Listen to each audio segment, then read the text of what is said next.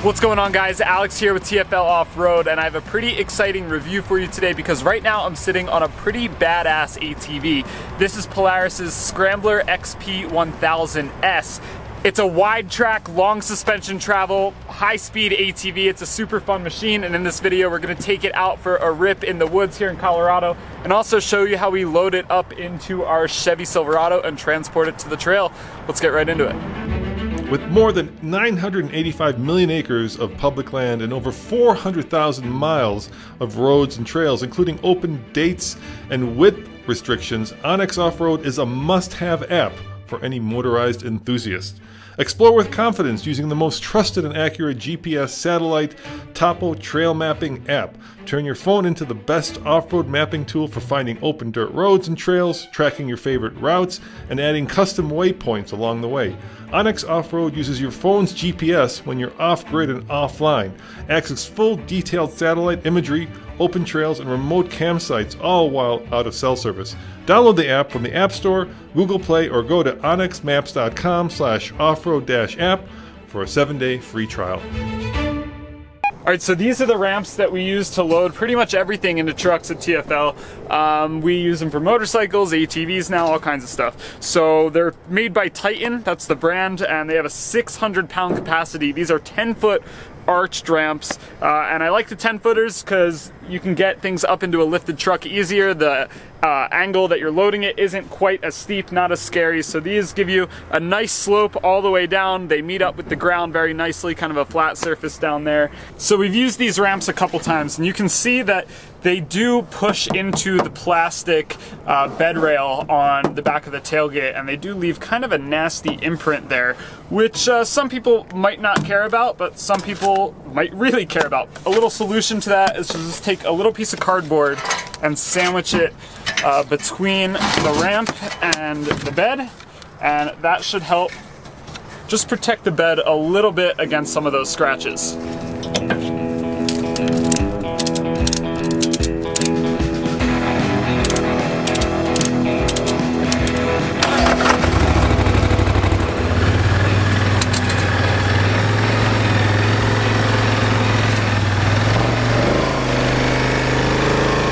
So as far as strapping down this ATV, the Chevy has tie-down points in all 4 corners of the bed. So there's actually a little hook on the front of the ATV. We're gonna go from that back to the back 2 tie-down points, and then we'll hook somewhere on the frame and do the same thing up to the front too. And there you have it, guys. ATV's all loaded, strapped down from all 4 corners, super solid. It's not going anywhere. It's like a part of the truck now. So we're ready to hit the road and go take it off in the dirt.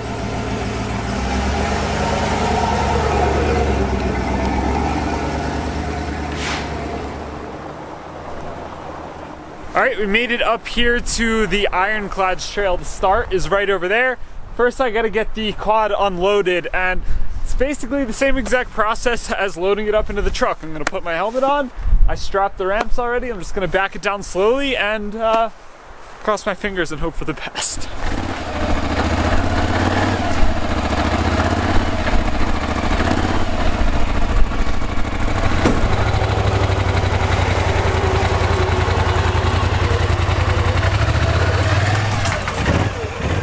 Alright, this is the start of our Ironclad Trail, and if you've been watching TFL for a while, or at least been watching a lot of the videos we've been doing in the past year, we've been using this trail a lot for trucks like that, the Chevy Silverado Trail Boss. And yeah, we're pretty comfortable taking trucks up on this trail. That's Case in front of me, the videographer for the day, and he's leading me up on this trail. And that's kind of the issue with trucks, right? I'm going 6 miles an hour right now behind Case. And that's where the ATV is a lot of fun. See you, Case? Because with this, I can go a lot faster. Granted, I'd be going even faster if there wasn't a layer of ice under me right now. But yeah, in the truck, you just go so slow. And in this, with the suspension and the engine and just the whole package, you can go a lot faster than you can in a pickup truck.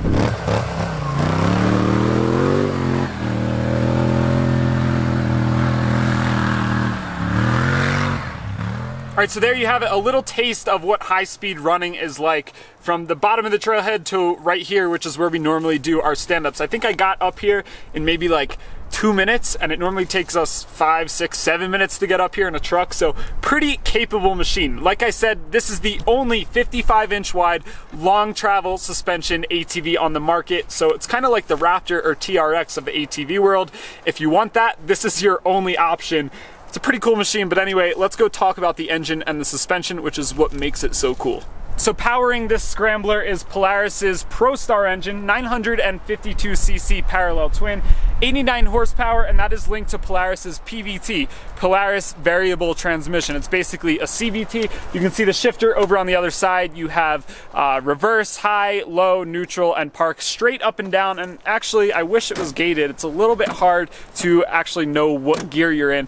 Kind of have to do a double take, and I don't know, it's just a little finicky to get that gear selector in the right gear. All right, let's talk about suspension. It's a long travel ATV, so this is where your money is really going, and it's some pretty impressive stuff. So this is all from Walker Evans Racing. It uses remote piggyback reservoirs up here, dual rate springs, and you can adjust the crossover point in them, super adjustable. You do have high and low speed compression adjustment up top as well, and rebound down below. So lots of different adjustment, 12.5 inches of travel up front, 14 inches of travel in the rear.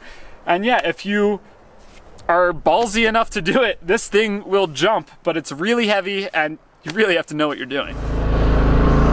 Even when you're going slow on some of this rocky stuff, the suspension does a good job at soaking it up, and it's really not that bad.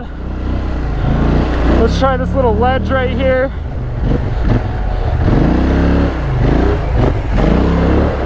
Oh yeah. This thing just doesn't care. You hammer down and it goes where you want it,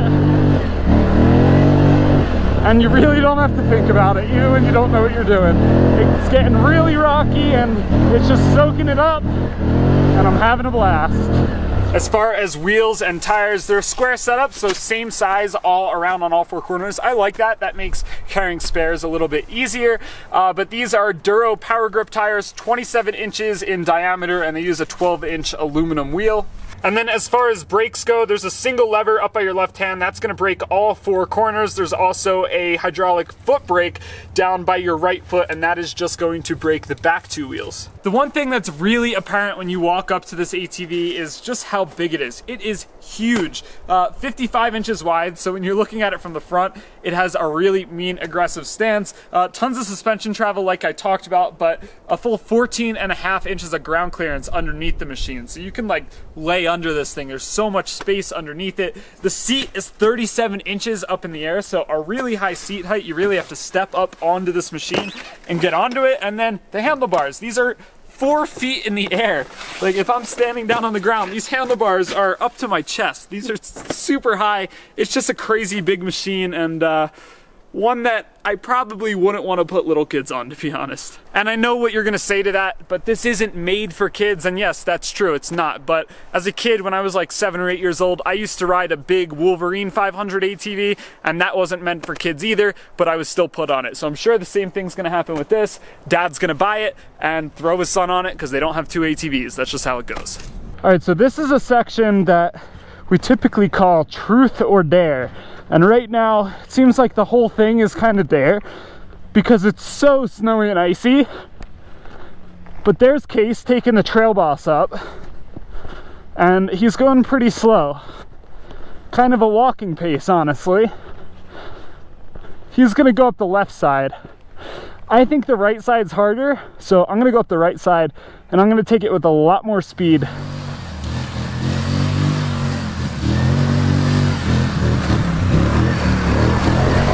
I've never ridden any power sports vehicle in the snow either. And less sketchy than I thought.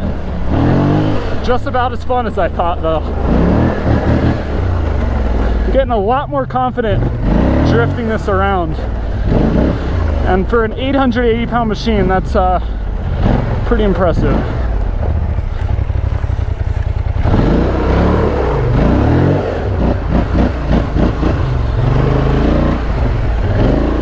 Now there is a standard Scrambler that Polaris makes. That's the one without the long travel suspension and without the 55-inch wide track. And they look very similar, so you might think that Polaris just slapped some parts on that and called it a day, but that's not true. When that original Scrambler came out a few years ago, Polaris actually designed that frame and that whole platform with this machine in mind. They knew that eventually they were gonna make it long suspension travel, they knew they were gonna widen the track, and they made the platform able to accept all that. So it was built with this purpose in mind. You don't have to worry about overstressing the frame or anything like that. This is made to go off-road and made to take jumps at high speed. It's made to do all of it. In terms of how this Scrambler XP1000S compares to the regular Scrambler, well, it's got 3.5 inches more of suspension travel up front, 3 3/4 inches more in the rear compared to the XP1000. It's also 6.4 inches wider than that standard model. The wheelbase has been extended about 4 inches on this machine, 3 more inches of ground clearance on this machine, and this machine also weighs 140 pounds more than the standard Scrambler. Some of the other components up front have also been beefed up. The half shafts actually come off of the Razor XP1000, so a side-by-side. This has half shafts off a side-by-side. It also has a beefed up front diff, so yeah, it's definitely using beefier components than the standard Scrambler all around, and should be ready to go take on some trails with some speed. Yeah, for doing slow speed rock crawling like this too, tons of fine-tuned control. Like I said, with that linked brake lever, it's really easy to control low speed maneuvers downhill, especially when you're coming off ledges. So no complaints there. And the thumb throttle's really easy to modulate too. There's a decent amount of, I don't want to say dead space, but just, you know, a little bit of play in the beginning where not much happens, and I think that's a good thing. Overall, the throttle has a very good feel, and it's easy to operate for someone who's not used to a thumb throttle. These tires do sling up a bunch of mud, and that's one downside to an ATV that you don't really get in a side-by-side or a dirt bike. In a side-by-side, you usually have a roof and doors to keep the mud off you, and on a dirt bike, the wheels are directly underneath you, so most of that ends up sticking to the engine or your exhaust or, you know, your fender. With this, your wheels are all the way out here. They stick even wider than the fenders, and you do get very muddy on this ATV. There's really not much to complain about with this machine. There's a couple little nitpicky things I have. This front cargo rack only holds 25 pounds, so not incredibly useful. These handguards are not technically real handguards. They're just kind of plastic. There's no metal brace behind them, so those would be pretty easy to break. That's kind of my main pet peeve with this machine. You pay so much for such a nice, cool machine. You want it to be capable. You want those to be real. And then the last thing is the rear rack, just kind of the same thing as the front rack, 50 pounds, doesn't really hold all that much. You can't bring a passenger on this machine. It's a one-person vehicle. I know it's a sport machine, but it would be nice to be able to load it up with some firewood and, you know, do some work with it, but 75 pounds total is all you're gonna get. So there you have it, guys, my full review on the Polaris Scrambler XP1000S.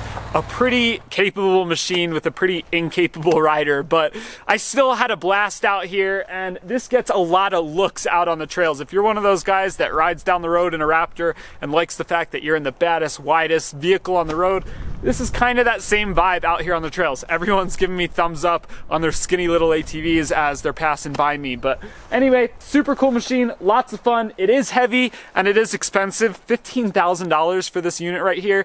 You're kind of pushing into side-by-side pricing up there. So yeah, diehard ATV fans, you'll probably love this thing. But if you're just getting into the sport, might be a better option to go with something a little cheaper and a little less intimidating. There you go, guys. Those are my thoughts on the Scrambler XP1000S. Don't forget to go over to TFLoffroad.com for the latest and greatest in ATV and side-by-side reviews. We'll catch you in the next one.